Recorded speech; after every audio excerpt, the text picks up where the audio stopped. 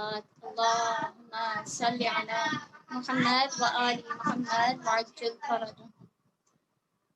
جناب زینب کی عظمتوں پر بآواز بلند صلوات اللہم صلی علی محمد وآل محمد وعجل فرجهم.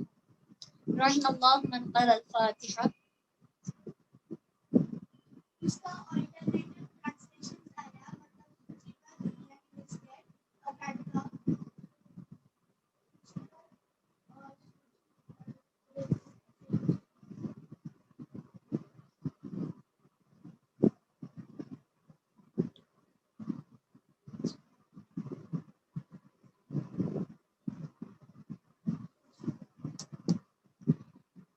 لا حول ولا قوة إلا بالله العلي العظيم.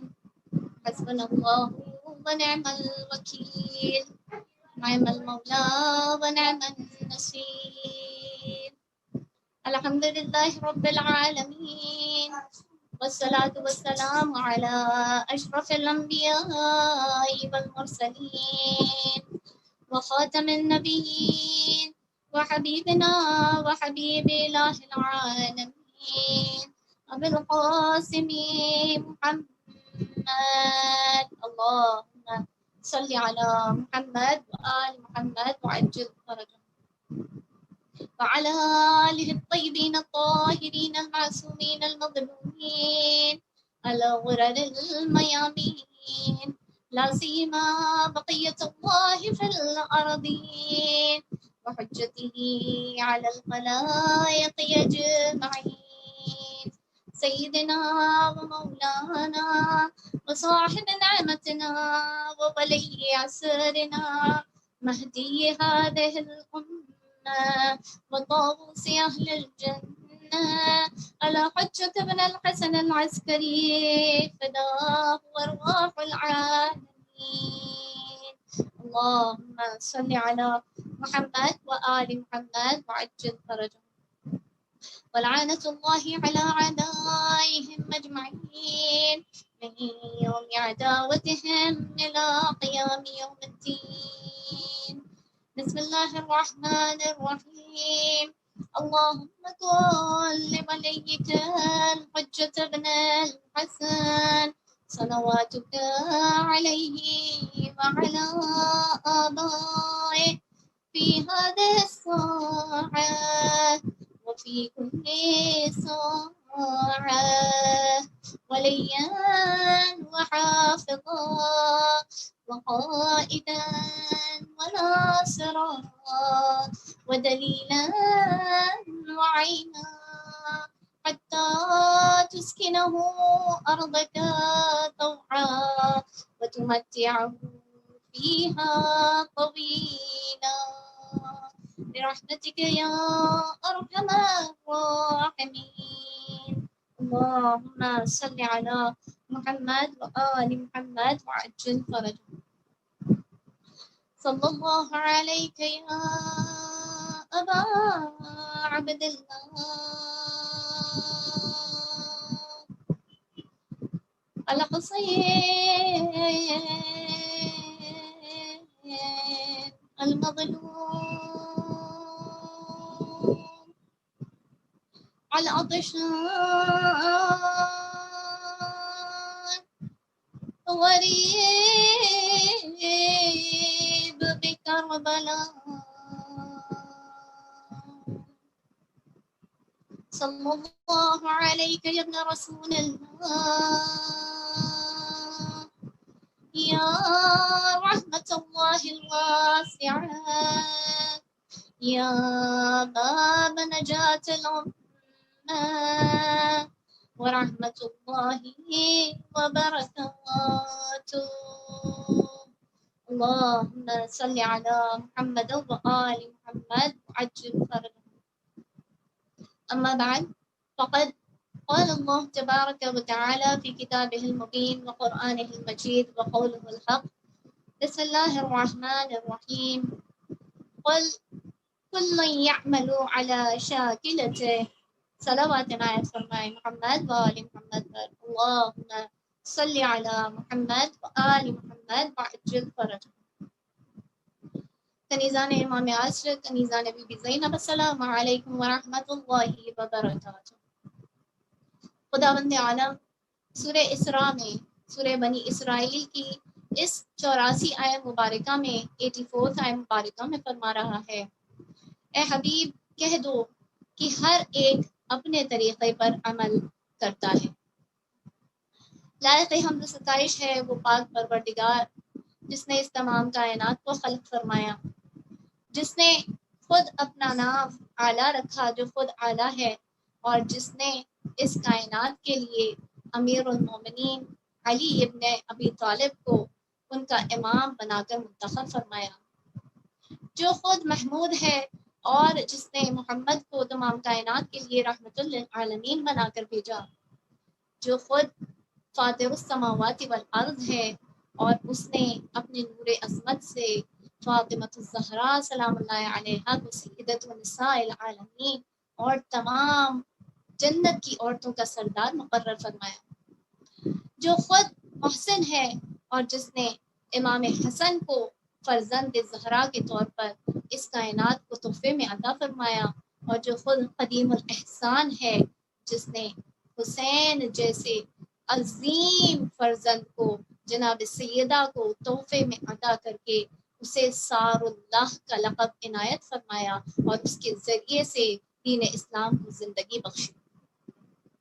عزیزان محترم، جب ہم رسول خدا صلی اللہ علیہ وآلہ وسلم کے اس حدیث کو سنتے ہیں، حسین منی و انا من حسین، تو یہ کوئی شاعری نہیں ہے جو کہی جا رہی ہے، یہاں پر ورڈز رائم ہو رہے ہیں، اچھا لگ رہا ہے رائمنگ سکیم، تو یہ ایک شعر ہے جو کہ کہا جا رہا ہے۔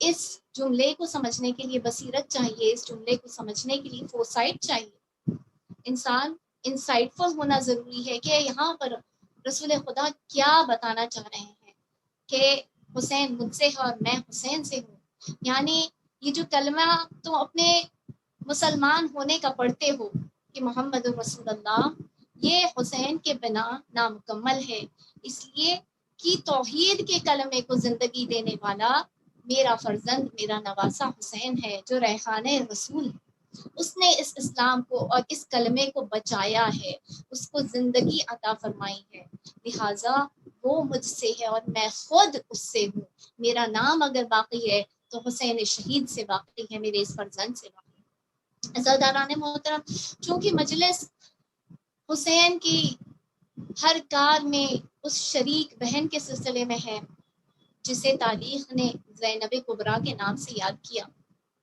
تو چند باتیں اس بیوی کے سلسلے سے ہم دیکھتے ہیں کہ ابھی بات پرانی ہو گئی ہے، لیکن ہمیشہ تاریخ کو دہرایا جاتا ہے، اور اس لیے دہرایا جاتا ہے کہ اس سے عبرت حاصل کی جاتی ہے۔ تاریخ میں ہمیں ملتا ہے کہ جب داعش نے اپنا سر اٹھایا تھا، جسے ہم انگلش میں آئسس کہتے ہیں، تو جب ان لوگوں نے اپنا سر اٹھایا تھا تو سب سے پہلے جو ہے انہوں نے شام ہی سے اپنا سر اٹھایا تھا اور ہر جگہ حملے کرنا شروع کیے تھے۔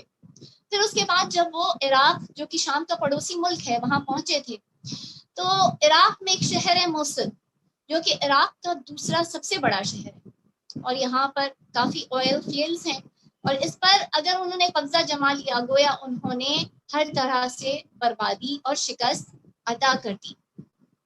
تو جب وہ موصل شہر میں آئے تھے اور اس کے اوپر دھاوا بولا تھا، اس کے اوپر حملہ کیا تھا، تو آپ کو یہ سن کر تعجب ہوگا کہ یہ موصل شہر جو کہ اتنا بڑا شہر ہے، جو سیکنڈ لارجسٹ شہر تھا عراق کا، اس میں انہوں نے 2 گھنٹے میں اسے جیت لیا اور اس کے اوپر اپنا قبضہ جما لیا۔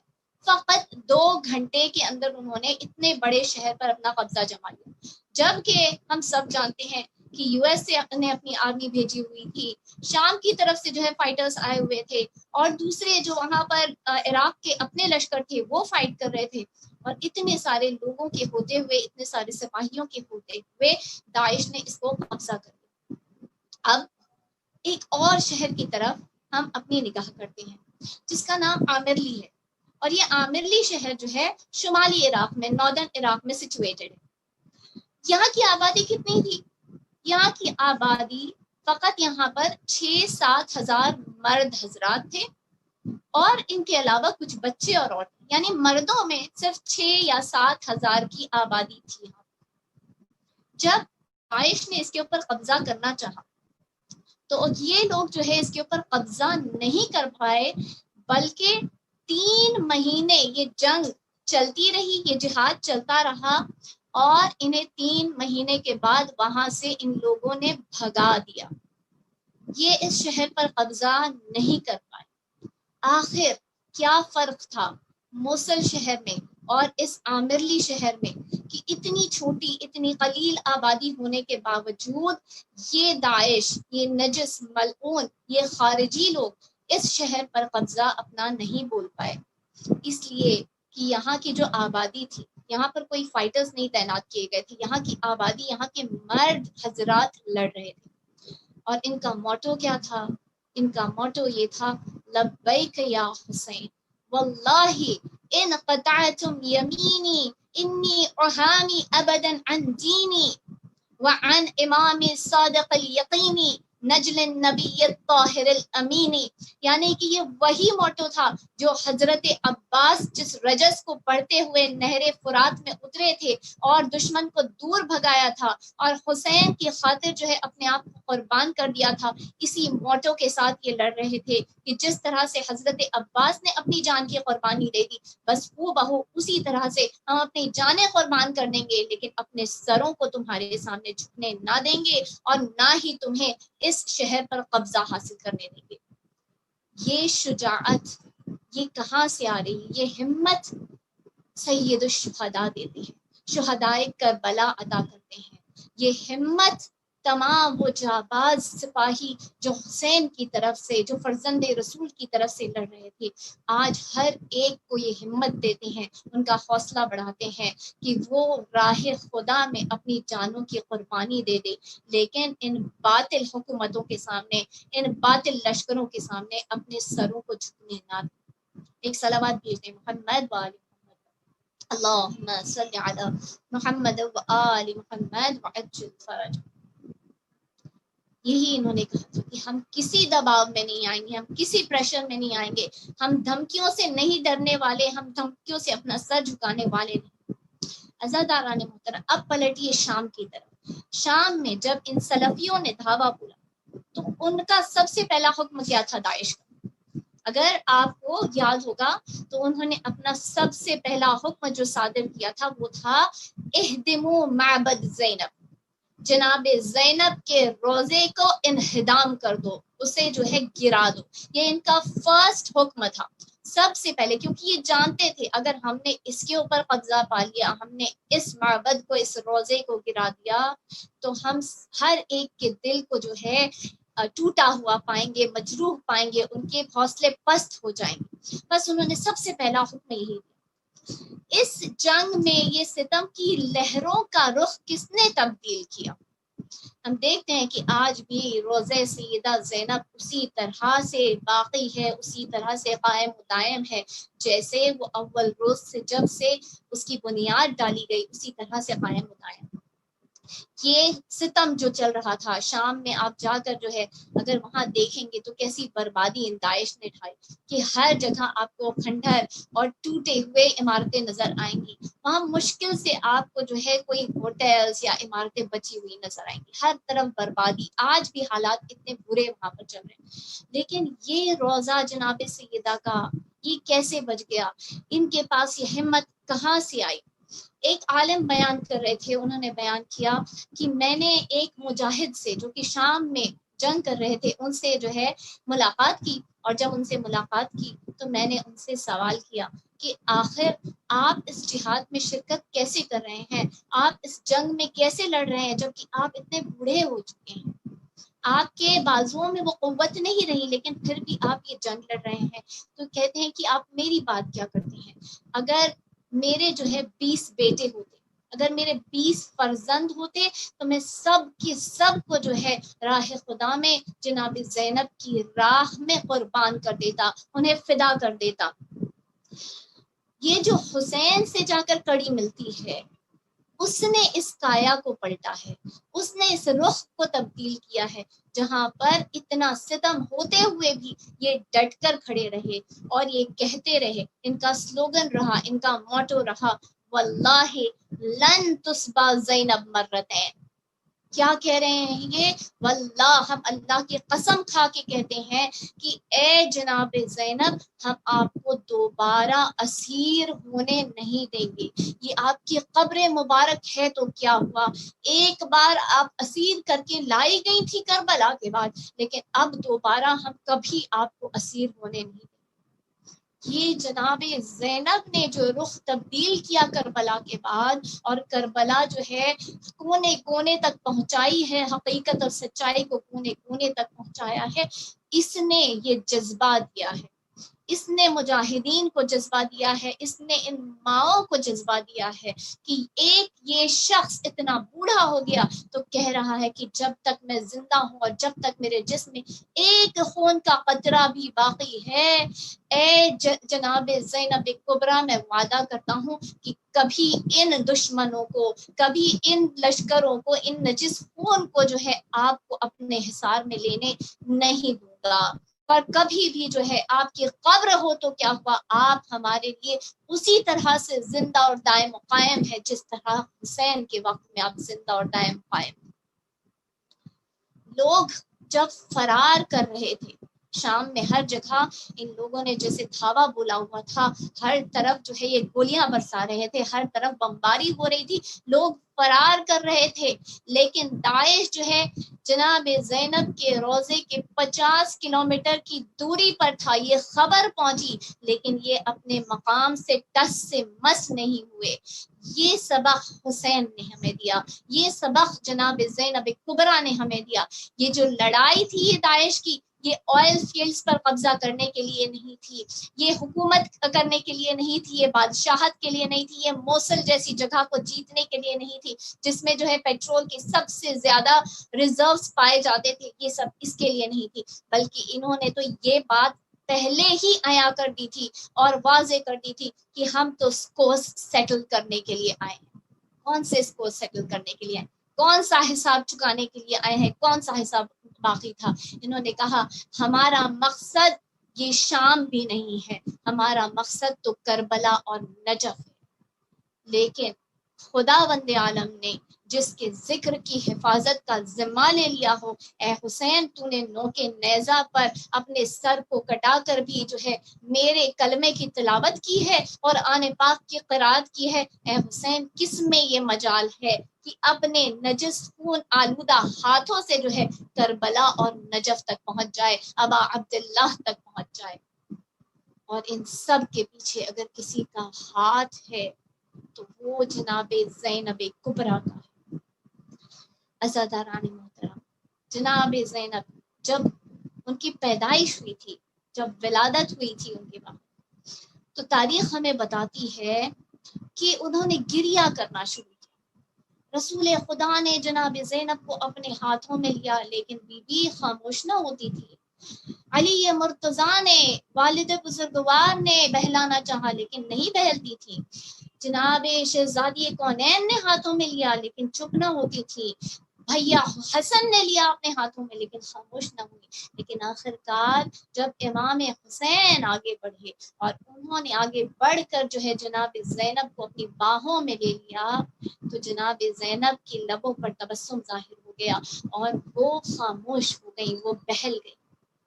عجیب رشتہ تھا جناب زینب کبریٰ کا اپنے بھائی سے، اسی لیے تو شریکت الحسین کہلائیں۔ یہی تو وجہ تھی کہ جب نکاح بھی ہو رہا تھا تو انہوں نے شرط رکھی کہ میں اپنے بھائی، میرا بھائی جہاں رہے گا، حسین جہاں رہیں گے، بس اسی کے قریب میں میرا گھر ہوگا، روز میں ان کی زیارت کے لیے جاؤں گی اور جہاں وہ جائیں گے میں ان کے ساتھ ساتھ۔ اور ان کی شرط کو عبداللہ ابن جعفر طیار نے قبول کیا۔ جناب زینب کے بارے میں ان کی خصوصیات اور ان کے صفات کے بارے میں بیان کیا جاتا ہے کہ تمام معصوم سے ان کی شباہت تھی۔ اگر وقار و سنجیدگی میں دیکھا جائے تو انہیں ثانیہ خدیجہ کہا جاتا ہے. اگر حیا اور عفت کے سلسلے میں نظر کیا جائے تو انہیں ثانیہ زہرا کہا جاتا ہے. اگر فصاحت اور بلاغت میں دیکھ لیا جائے تو وہ بہو علی مرتضیٰ نظر آتی تھی. اگر صبر و حلم میں دیکھا جائے تو وہ بہو حسن مجتبیٰ نظر آتی تھی. اور اگر ہمت و شجاعت دیکھی جائے تو وہ بہو حسین غریب، حسین شہید نظر آتی تھی. ایک صلوات بھیجتے محمد والے اللہم صلی علی محمد وعلی محمد وعجل فرجہم. جناب زینب نے کار امام انجام دیا.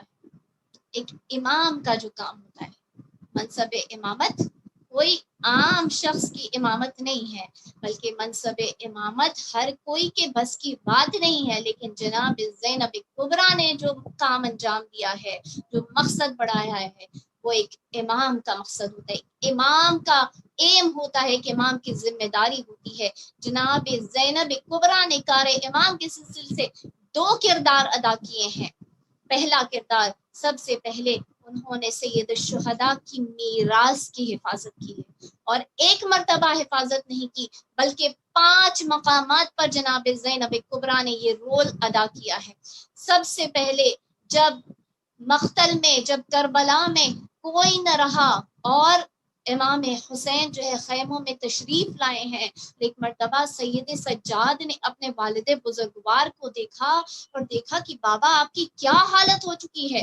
تو حضرت سید سجاد جو ہے انہوں نے فوراً اپنی شمشیر منگائی اور کھڑے ہونا چاہتے تھے اور جہاد کے لیے جانا چاہتے تھے. لیکن اس وقت اس شدت مرض کی حالت میں جناب زینب وہ بیوی تھی جنہوں نے سید سجاد کو سنبھالا ہے. اے سجاد، تم اتنے زیادہ بیمار ہو، اتنے زیادہ مرض میں مبتلا ہو، تم پر سے جہاد ساقط ہے. اے سجاد، اس وقت تمہارا کام امامت کی کڑی کو بچانا ہے، امامت کے بجھتے ہوئے چراغ کو روشن رکھنا ہے. یہ کام جناب زینب کبریٰ کا ہے. دوسرا مقام جہاں پر جناب زینب نے سید سجاد کو بچایا ہے، امام حسین کی نشانی کو بچایا ہے، جب جلتے ہوئے خیموں میں بی بی ایک مرتبہ اس خیمے میں داخل ہوئی اور پشت پر سید سجاد کو سوار کر کے اس جلتے ہوئے خیموں سے بچایا ہے، ان کو محفوظ کیا ہے اس آگ کی لہروں سے، اس آگ کے شعلوں سے.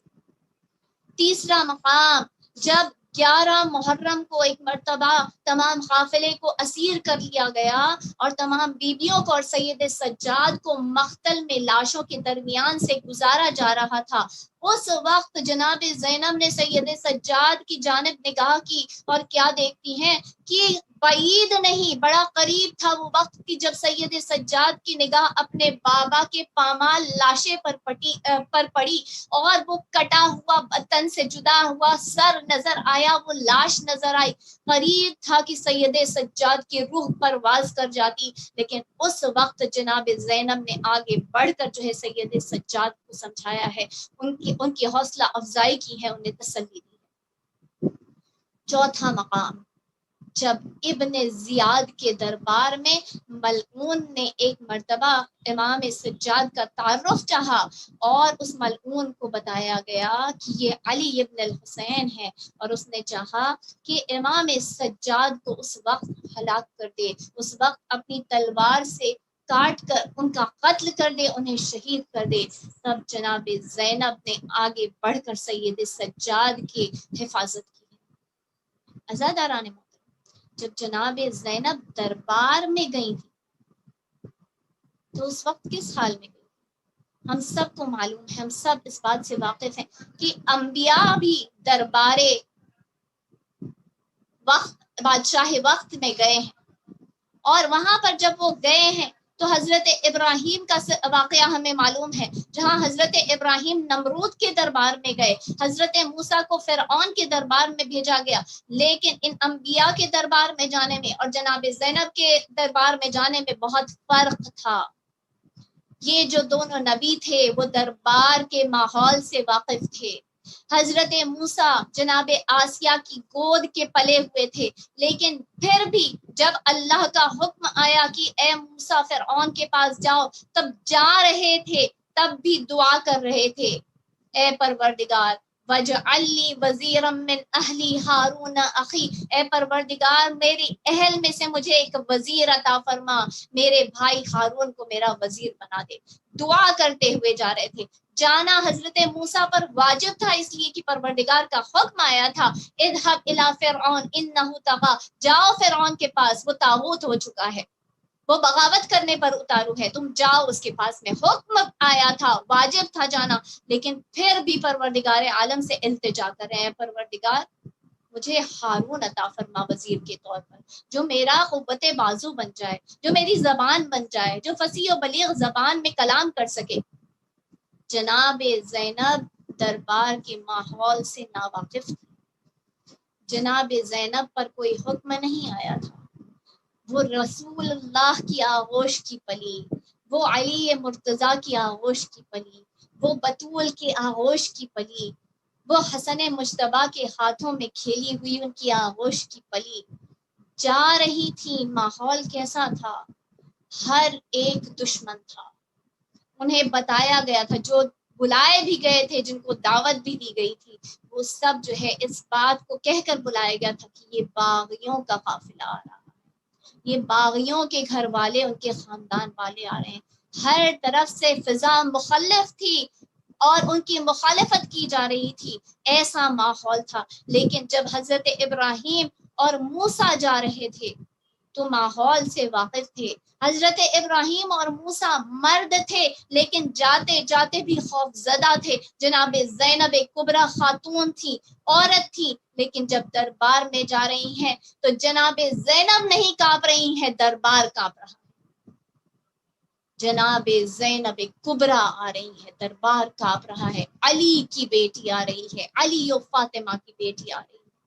جب ایک مرتبہ داخل ہوئی ہیں تو ابن زیاد نے جناب زینب کو مخاطب کرتے ہوئے کہا کہ تمہارا بھائی مارا گیا، تو جناب زینب خاموش نہیں رہی، بلکہ فصیح اور بلیغ طور پر جواب دیا ہے، خداوند عالم میرے بھائی کے قاتل کرے۔ ابن زیاد نے پلٹ کر سوال کیا کہ آپ لعنت کیوں کرتی ہیں؟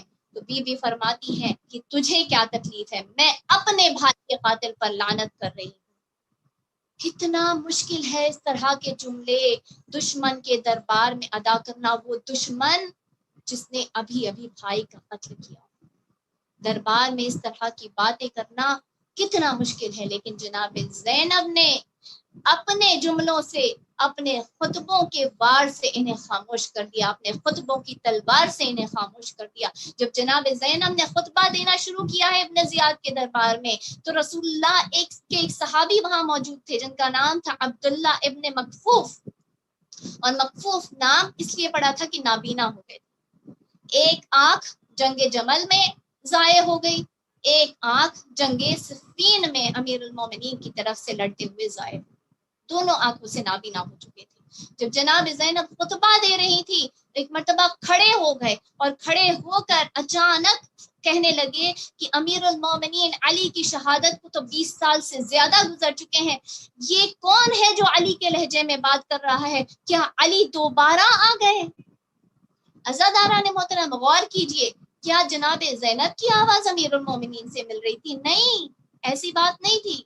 ایک معنی جو اس کے لیے جاتے ہیں وہ یہ کہ جناب زینب نے اپنی آواز کو تبدیل کیا تھا کہ اپنے والد بزرگوار کی شباہت نظر آئے، لیکن دوسرا معنی جو لیا جاتا ہے کہ جو نہج البلاغہ کا معیار ہے، یعنی جو علی مرتضیٰ کا معیار ہے، اس کا کلام کرنے والا کوئی اور سوائے جناب زینب کبریٰ کا حقدار نہیں ہو سکتا۔ یہ جناب زینب کبریٰ تھی جو نہج البلاغہ کے معیار پر کھری اترتی تھی۔ ایک صلوات بھیجتے محمد وآل محمد، اللہم صلی علی محمد وآل محمد وعجل فرج۔ یہ چوتھا مقام تھا ابن زیاد کا دربار۔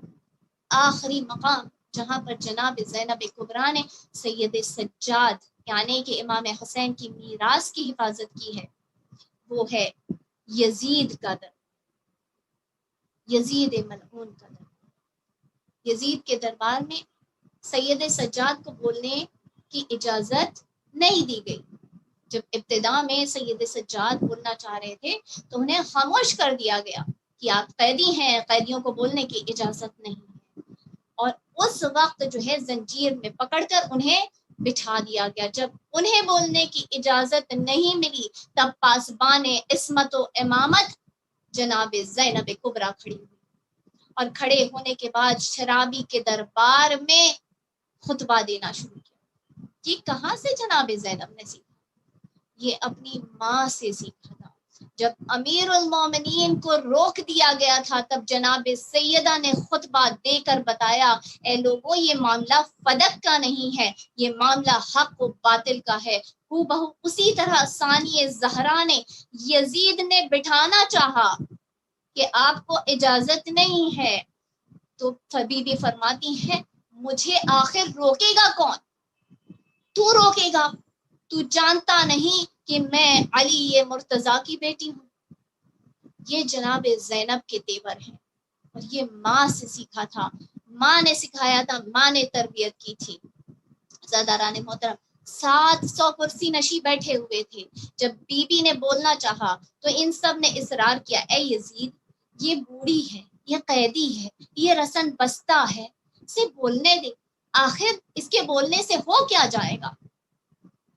جہاں سب یزید کی جیت کا جشن منانے آئے تھے اب سب کے سب اہل بیت کے حامی ہو چکے تھے، اہل بیت کی حمایت کر رہے تھے. ایک بی بی کے بول تم جانتے نہیں، یزید نے یہ سوچا کہ تم جانتے نہیں یہ خاندان اہل بیت ہیں، جب یہ بولتے ہیں تو ہماری توہین میں بولتے ہیں، ہمیں ذلیل و رسوا کر کے رکھتے تھے. جب اصرار بڑھا تو یزید نے بولنے کی اجازت دی. زینب اس شخصیت کا نام ہے جس نے تمام تر ماحول کو تبدیل کر دیا. جب جناب زینب نے خطبہ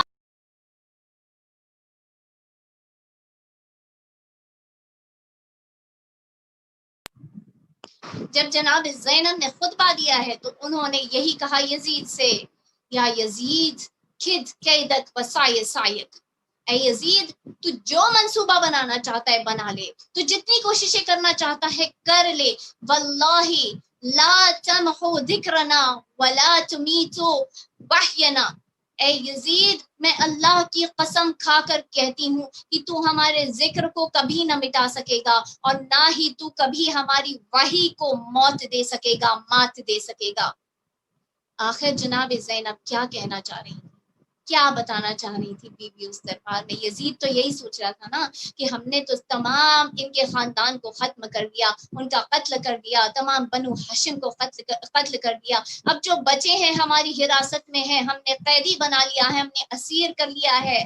یہ سمجھ رہا تھا کہ یہ تو جذبات میں آ کر کچھ بھی بول رہی ہیں، لیکن یہ خاندان اہل بیت ہیں، یہ جذبات میں آ کر باتیں نہیں کرتے.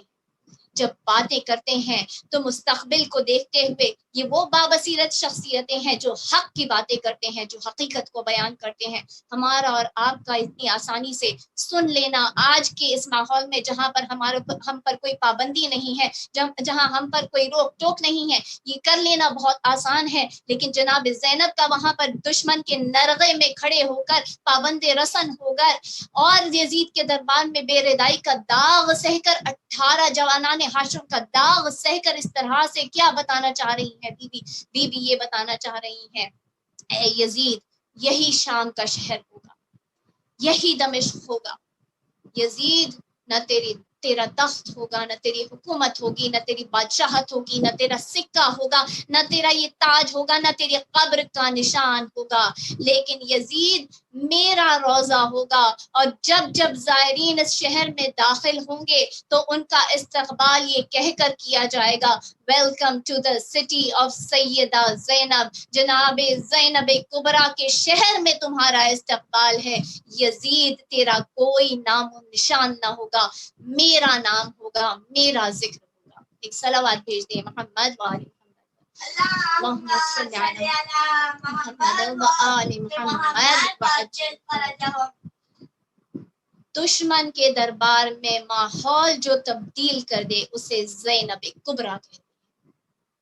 عزیزداران محترم، بس جناب زینب کبریٰ کا دوسرا کردار، دوسرا رول اور میں رکھتے ہیں.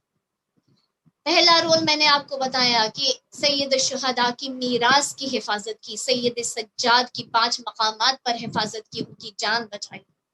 اور دوسرا رول جناب سیدہ کا کہ نسل رسول کی حفاظت کی. ایک عالم بزرگوار حج کے لیے تشریف لے گئے اور جب حج کرنے گئے تو وہاں پر خانہ کعبہ کا طواف کیا، تمام اعمال، تمام رسم و رواج جو ہے بجا لائے، تمام مراسم حج بجا لائے. اور اس کے بعد ایک مرتبہ انہوں نے ہاتھوں کو بلند کر کے فریاد کرنا شروع کیا، اے پروردگار، یقیناً تو نے بہت کچھ کیا، تو نے کائنات کو خلق فرمایا، تو نے اہل بیت علیہ السلام کو خلق فرمایا، اس کائنات کو ان کی محبت میں خلق فرمایا، تو نے ہم کو بہت ساری نعمتوں سے نوازا، تیرا کرم ہے ہم پر، تیرا جود و کرم ہے ہم پر. لیکن اے پروردگار، اے میرے رب، اپنے نبی کی محنتوں اور مشقتوں کو نہ بھولنا. پھر اس کے بعد یہی عالم مدینہ گئے اور مدینہ جا کر جو ہے نبی کے روضے پر گئے، رسول کے روضے پر گئے، تمام وہاں کے اعمال بجا لائے. اور اس کے بعد پھر رسول کے روضے پر فریاد کرنے لگے، یا رسول اللہ، آپ نے بہت محنت کی، آپ نے بہت مشقتیں اٹھائیں، آپ کو اتنی اذیت دی گئی کہ آپ نے خود کہا کہ جتنی اذیت مجھے پہنچائی گئی اتنی کسی نبی کو نہیں پہنچائی گئی، لیکن یا رسول اللہ، علی مرتضیٰ کی محنتوں اور مشقتوں کو نہ بھولنا. پھر یہ عالم نجف اشرف گئے اور وہاں پر جا کر زیارتیں انجام دی. زیارتوں کو انجام دینے کے بعد پھر ایک مرتبہ ذریعہ مبارک سے اپنے آپ کو لپٹا کر مرتبہ فریاد کرنا شروع کیا، یا امیر المومنین، یا یعصب الدین، آپ کا بہت احسان ہے دین اسلام پر، آپ نے رسول کے دین کی حفاظت کی ہے، آپ نے رسول کے دین کو آگے بڑھایا ہے، اس کی تبلیغ کی ہے، آپ نے بہت تکلیفیں سہی، آپ نے آپ پر بہت مظالم ڈھائے گئے، آپ نے بہت مصائب اٹھائے. لیکن یا امیر المومنین، اپنے بیٹے حسن مجتبیٰ کی محنتوں اور مشقتوں کو نہ بھولیے گا. پھر امام حسن کے روضے پر بقیع میں گئے، ان کی قبر پر گئے بقیع میں، اور بقیع میں جا کر امام حسن کو سلام کیا اور ان کی زیارت پڑھی اور وہاں دعائیں بجا لائیں. اور پھر آخر میں اس طرح سے فریاد کرنے لگے، اے فرزند رسول، اے ریحانہ رسول، یقیناً آپ سید شباب اہل جنت ہیں، آپ تمام جوانان جنت کے سردار ہیں. آپ کو بہت اذیت دی گئی، جب آپ گھر میں ہوتے تھے تو بیوی اذیت دیا کرتی تھی، جب آپ باہر جاتے تھے تو باہر والے اذیت دیا کرتے تھے، آپ کو کہیں سکون و چین میسر نہ ہوا، آپ کے جنازے پر تیر مارے گئے، آپ کا جنازہ 2 مرتبہ اٹھایا گیا. لیکن یا حسن مجتبیٰ ابن رسول اللہ، آپ اپنے بھائی حسین کی محنتوں اور مشقتوں کو نہ بھولیے گا. پھر کربلا کی جانب رخ کیا اور کربلا میں جا کر امام حسین کو سلام کیا، خوب گریا کیا. گریا کرنے کے بعد پھر فریاد کرتے ہیں، اے میرے سردار حسین، اے کائنات کے شہنشاہ حسین، آپ نے یقیناً بہت بڑی قربانی دی ہے، آپ نے اپنے گھر کو لٹا دیا، آپ نے آپ کے جتنے فرزند تھے ان کو شہید، وہ سب آپ کے سامنے شہید کر دیے گئے. یقیناً آپ نے اتنی بڑی قربانی دی ہے، ایسی قربانی کوئی نہ دے سکتا تھا. آپ ذبح بھی کیے گئے اور آپ کا لاشا بھی پامال ہوا، آپ کے سر کو نوک نیزہ پر بھی اٹھایا گیا.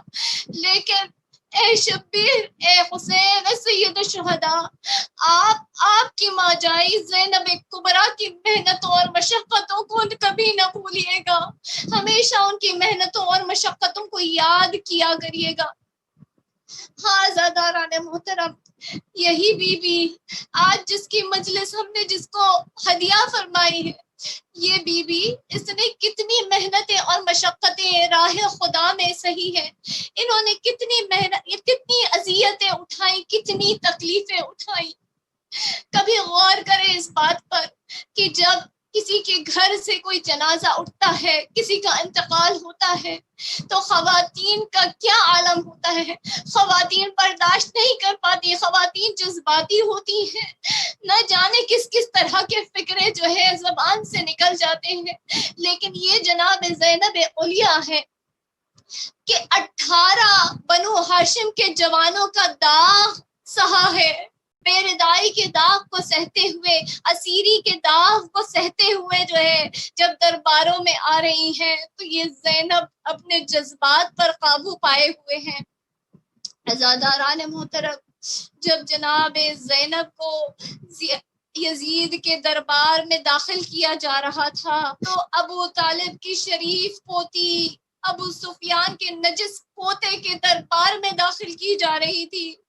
یہ یزید نے کہا کہ پہچانواؤ اس میں سے زینب بنت علی کون ہے.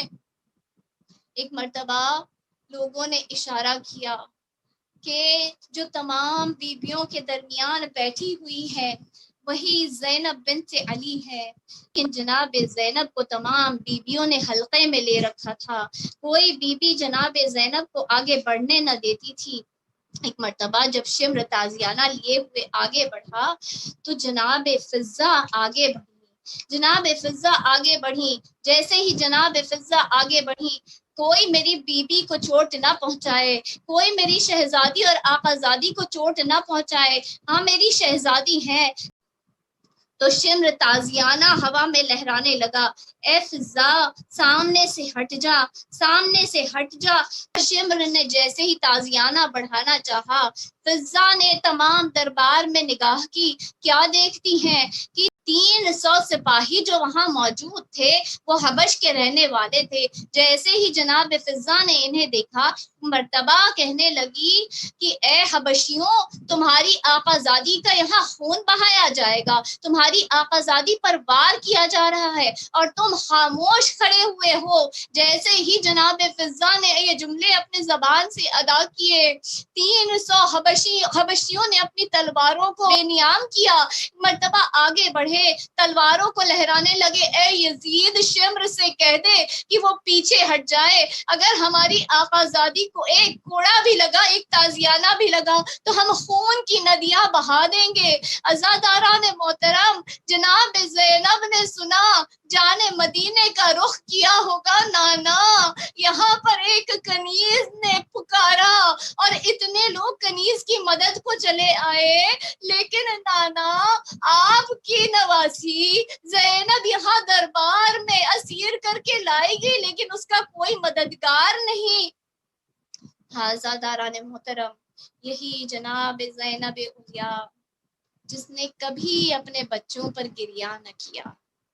جب لاشیں لائے تھے تو تاریخ بتاتی ہے کہ جناب زینب خیمے سے باہر تک نہ آئی، بلکہ خیمے میں شکر کا سجدہ کیا، شکر کا سجدہ کیا. جب 11 محرم کو یہ قافلہ لے جایا جا رہا تھا، ایک مرتبہ جناب زینب نے صرف حسین کے لاشے کو دیکھا، لیکن جب رخ تبدیل کیا تو تاریخ بتاتی ہے کہ جناب زینب کی نگاہ 2 چھوٹے چھوٹے لاشوں پر جا کر ٹھہری.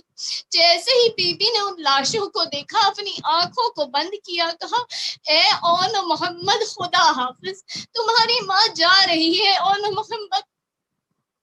عزاداران محترم، جناب زینب کا اپنے بھائی کے سلسلے میں مرثیہ ملتا ہے، جناب زینب کا علی اکبر کے لیے مرثیہ ملتا ہے، جناب زینب کا حضرت قاسم کے لیے مرثیہ ملتا ہے، بھائی عباس کے لیے مرثیہ ملتا ہے.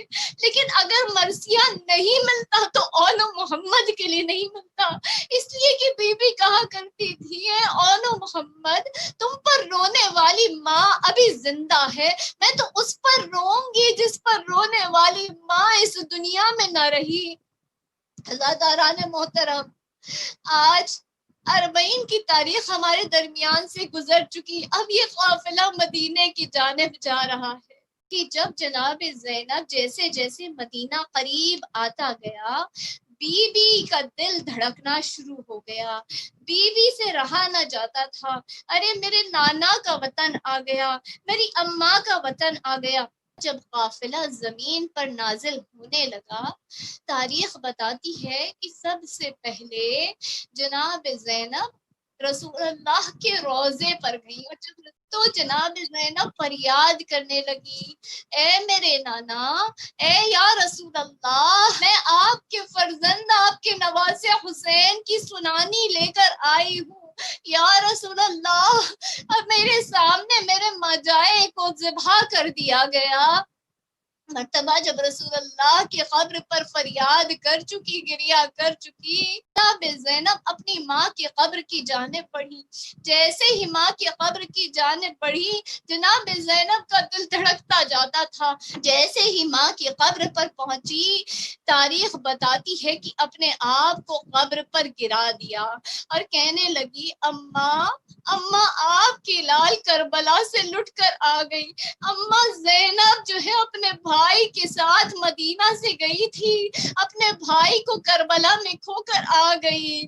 جب ایک مرتبہ گریا کر چکی تو جناب زینب فرماتی ہے، اماں میں آپ کے لیے کچھ تبرکات لے کر آئی ہوں. اماں ایک مرتبہ اپنے اس جھولے کو کھولا، اس میں ایک خوب بھرا کرتا تھا، اس پیرہن کو نکالا، تب اپنی ماں کی قبر پر رکھا.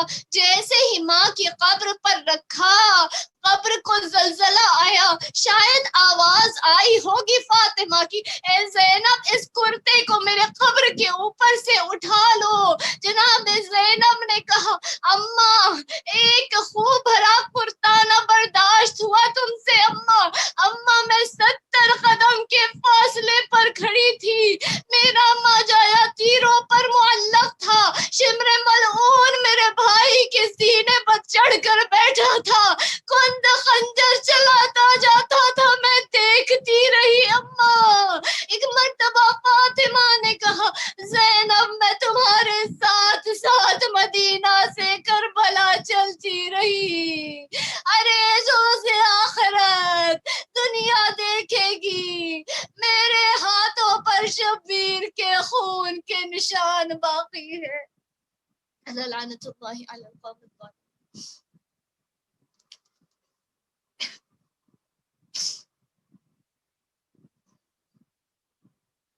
وسيعلم الذين ظلموا أي منقلب ينقلبون. ان اللہ و انا الیہ راجعون. بار الہ تجھے تیرے پاک اور قدوس ناموں کا واسطہ، پروردگار تجھے تیرے حبیب اور ان کے اہل بیت اطہار کا واسطہ، بار الہ تجھے فاطمۃ الزہرا اور ان کے اجڑے ہوئے چمن کا واسطہ، پروردگار اپنی آخری حجت کے ظہور میں تعجیل فرما، تاکہ وہ آ کر تمام مظلومین کا، خصوصاً اپنے جد اور جدہ کے ناحق بہائے گئے خون کا انتقام دے سکے. اس غیبت کے دور میں تمام ہم و عالم کو وقت کے امام سے درگزر فرما. اس غیبت کے دور میں ہم سب کو ایمان پر ثابت قدم رہنے کی توفیق عطا فرما. بار الہ ہم سے جو بھی گناہ سرزد ہو گئے ہیں ان مجالس اعضاء کے طفیل میں، اشک اعضاء کے طفیل میں، ہم سب کے گناہوں کی مغفرت فرما. پروردگار ہم نے جو قلیل ناقص معیوب اعمال تیری خدمت میں پیش کیے ہیں، یہ مجالس اعضاء جو برپا کی جا رہی ہیں، اور ہم نے جو بھی بیانات کیے ہیں، پروردگار ان سب کو اپنی بارگاہ میں قبول فرما. ہم سے کوئی غلطی ہو گئی ہو پروردگار تو اپنی وسیع رحمت کے تحت ہماری غلطیوں کو معاف فرما. پروردگار تجھے سیدہ سکینہ کی یتیمی کا واسطہ، ہم سب کے والدین کے سائے کو ہم پر بنائے رکھنا، انہیں طول عمر عطا فرما، انہیں مکمل صحت عطا فرما، اور جس کے والدین اس دنیا سے مرحوم ہو چکے ہیں ان سب کی قبروں پر اپنے رحمت کے سائے کو بنائے رکھنا. بار الہ تجھے سید سجاد کا واسطہ جو بھی بیمار اور مریض ہیں، خصوصاً جو کووڈ کی وبا کے شکار ہیں، پروردگار جلد از جلد انہیں شفائے کاملہ عطا فرما. اس وبا کو، اس مرض کو ہمارے درمیان سے از غیب دفع کر کے پروردگار ہم سب پر جو حالات پلٹ چکے ہیں ہمیں دوبارہ سے نومرسی کے حالات کی طرف پلٹنا نصیب فرما، اور ہم پر جو راستے بند ہو چکے ہیں ان تمام راستوں کو کھول دے. بار الہ ہم سب کو معصومین علیہ السلام کی زیارت پر جانے کی توفیق عطا فرما، خصوصاً زیارت سید الشہداء پر جانے کی توفیق عطا فرما.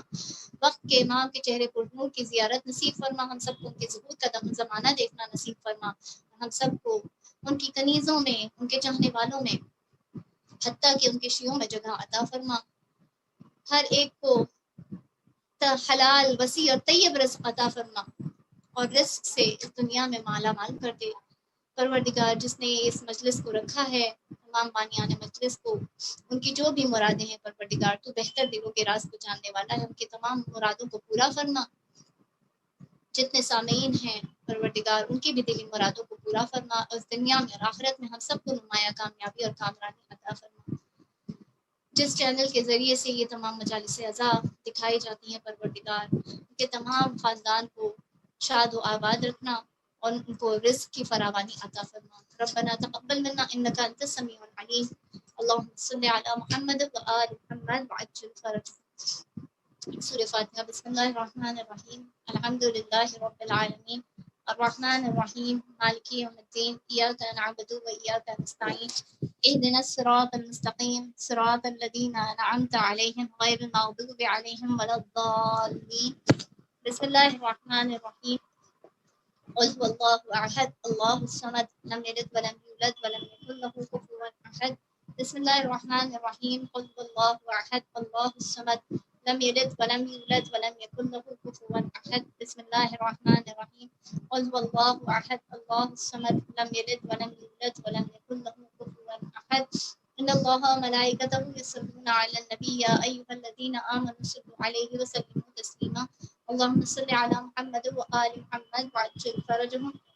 سبحان ربك رب العزة عما يصفون وسلام على المرسلين والحمد لله رب العالمين برحمتك يا أرحم الراحمين۔ اللهم صل على محمد وآل محمد وعجل فرجهم۔ بار اللہ ان سرور کو بارک چار معصومین علیہ السلام، تمام شہداء اسلام خصوصی سید الشہداء، تمام شہداء کربلا، سیران کربلا، یتیمان کربلا، جناب زینب کو نذر فرماتے ہوئے جنہوں نے یہ مجلس رکھی ہے ان کے مرحومین کو اور کل مرحومین مومنین اور مومنات کی ارواح کو ایثار فرمایا۔ بار الہ ان سے جو بھی گناہ سرزد ہو گئے ہیں، محبت اہل بیت علیہ السلام کے طفیل میں ان کی مغفرت فرما، ان کے اعمال صالحہ کو آخری حجت کی محبت میں قبول فرما، ان کی قبروں پر اپنی رحمت کی بارش نازل فرما، تمام برزخ کے مرحلوں کو ان کے لیے سہل و آسان فرما، ان کی ارواح کو وعد السلام منتقل کر کے انہیں سعادت نصیب فرما، روز حساب ان کے اور ہمارے اعمال نامے ہمارے داہنے ہاتھ میں عطا فرما، اور ہم سب کو اپنی جوار رحمت میں جوارے معصومین علیہ السلام میں اعلیٰ علیین میں قرار فرما۔ ربنا تقبل منا انک انت السمیع العلیم، اللهم صل علی محمد و آل محمد